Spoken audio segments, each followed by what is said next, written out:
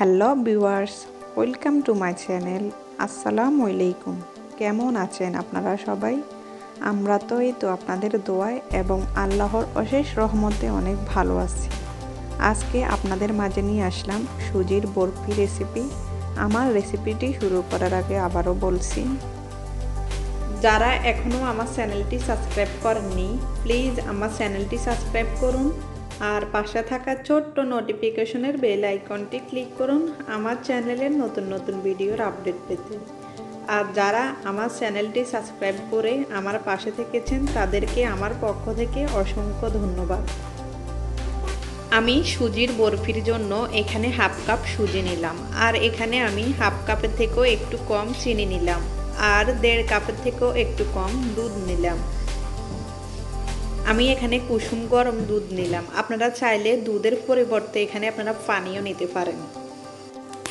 একটা প্যানে আমি 2 টেবিল চামচ পরিমাণ ঘি দিলাম। এখন এখানে আমি সুজিগুলো দিয়ে একটু ভেজে নিব।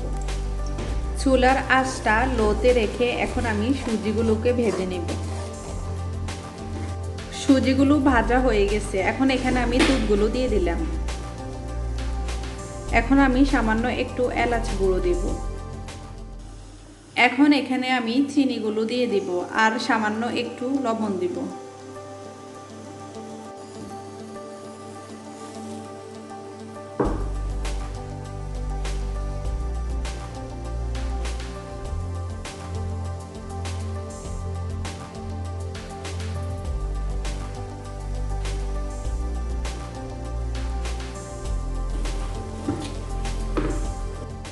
এখন এখানে আমি আরো 2 টেবিল চামচ পরিমাণ ঘি দিব।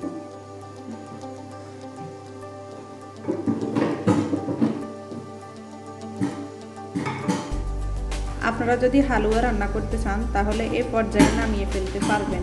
আমি যেহেতু এগুলো দিয়ে বরফি বানাবো তাই আমি এগুলোকে আরো কিছুক্ষণ জাল দেব। যখন দেখবেন যে সুজিগুলো প্যান থেকে এরকম ভাবে উঠে আসছে তখন বুঝতে পারবেন এগুলো বরফির জন্য তৈরি হয়ে গেছে। এখন সুজির বরফির মিশ্রণটি আমি নামিয়ে ফেলব।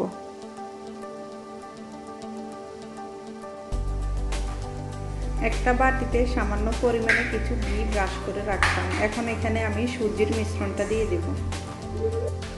বাটিতে সুজির মিশ্রণটি সেট করা হয়ে গেছে। এখন এখানে আমি কিছু বাদাম কুচি আর কিছু খেজুর কুচি দিব। আপনারা আপনাদের পছন্দ অনুযায়ী বাদাম দিতে পারেন আর খেজুরের পরিবর্তে কিশমিশও দিতে পারেন। আমি কিশমিশ আর খেজুরগুলোকে ভালো করে সেট করে নিলাম। এখন অপেক্ষা করব এগুলো ঠান্ডা হওয়া পর্যন্ত।